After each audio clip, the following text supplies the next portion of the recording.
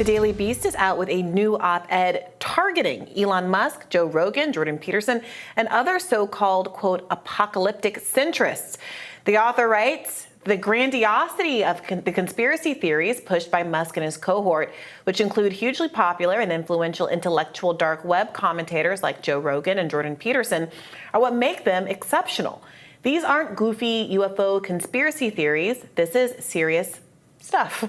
The kind of stuff that would make you crazy enough to sack the Capitol, threaten the life of the Vice President and Speaker of the House, and think you're the good guy. MSNBC host Mehdi Hasan celebrated the piece, tweeting, "Very good piece on the allure and appeal of conspiracy theories online." More hating on Elon Musk and Joe Rogan, which is a substitute for a personality for some mainstream media mouthpieces these days. Never any self-reflection on all the conspiracy theories that they and their publications have bought into for years, relating to COVID, relating to Russiagate. No apology, no admittance of wrongdoing. It's all, you're a conspiracy theorist. Yes, admittedly, some of the things that Elon Musk has tweeted have turned out to be wrong. He tweets way too much. He buys into some stuff that I think is wrong, but they act like that he's the only first person to say something or express an idea that's wrong. Same thing of Joe Rogan, who platforms all sorts of people from all corners of the political spectrum. Some I think, again, are wrong, some I disagree with, but they have a desire to suppress this. It's threatening to them. Yeah, of course, that's true. I think this piece differs from some others because it is trying to wrestle with the appeal of some shows that obviously many liberal commentators like Mehdi Hasan have a distaste for. But instead of writing it off as insignificant, completely fringe, it actually gives some respect to it, saying it's not like some fringe UFO conspiracy theory. It is at least trying to wrestle with why so much of this stuff is appealing. Now, my argument would be that when you live in a world where there really are huge moneyed institutions that spend so much of their time trying to exploit the public, extract wealth from the working class, change our legal system so that the laws and codes and tax systems and legal liability structures benefit people who have amassed a great deal of wealth to the detriment of the working class, then the line between what is in fact a conspiracy theory and reality is in fact narrow. When you live in a world where we've had so many mistakes made around COVID, the Tuskegee experiments, any number of medical malpractice, the thalidomide, the baby powder lawsuits, Vioxx, over the course of American history, of course people are going to be skeptical of the pharmaceutical industry, and they should. Not just for those kinds of pointed moments of malfeasance, but because it's a for-profit industry that puts its own profits before the health of the American public, and it should really be scrutinized. And so I do think it is a step in the right direction for people to be asking questions, for mainstream liberal publications to be, and mainstream conservative publications to be asking questions about why so many people are drawn to spaces where they don't feel so much pressure to conform with the kind of bog party standard line, whether it's about military interventionism, public health, or race or some other things. But I also do think it's worth having a conversation about what it means if the door is open because there really are real conspiracies in the world that need to be talked about. What does it mean when you get to the point where a shooter says that he's interested in Tim Pool? Tim Pool not only denies the relationship or denies, as he should, say, I don't support a shooting, but goes on to instead say, was the person even really into me? Was this person even really a Nazi? He was covered in these tattoos that the local police department have reported, really confirmed were there in fact. And you have these kind of spirals of conspiracy theories where it's much more attenuated from reality. And it does seem to be shielding a certain kind of hateful ideology that everyone kind of in the public knows you can't openly say like Nazis are bad.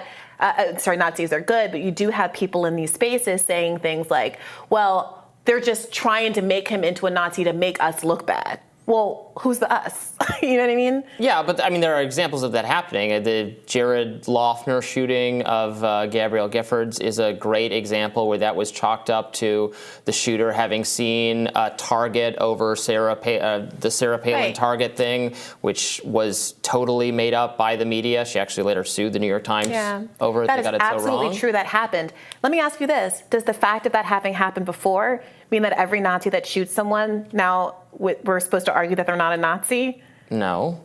So that's the point. Like, there's all of this whataboutism, like this happened this time, this, like, I think that every case should be investigated and people should look. But when you have a picture of a decedent with a tattoo on their hand that's publicly available, and then a picture of the decedent while alive having just gotten his tattoos, and the tattoos match up, and the conservative police department in a conservative locality in Texas affirms that the person is covered in swastika tattoos, you don't have to buy into the idea that he is a quote-unquote white supremacist. If you think Nazis weren't white supremacists, that's your battle. Go fight it on the internet. I have no interest in fighting with you.